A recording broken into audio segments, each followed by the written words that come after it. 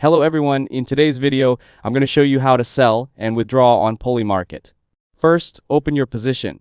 Go to your active market on Polymarket and you will see your yes or no shares along with the current market price. Next, sell your position. You have two options. You can use an instant sell, which is a market order where you click sell, choose your yes or no shares, and sell at the current market price. This is fast but may give a slightly lower price. Or you can use a limit order where you set your own price and wait for a buyer to match it. This can give better profit but takes more time. Now, check your USDC balance. After selling, your profit is converted into USDC and stored in your Polymarket wallet on the Polygon network. Then withdraw from your wallet.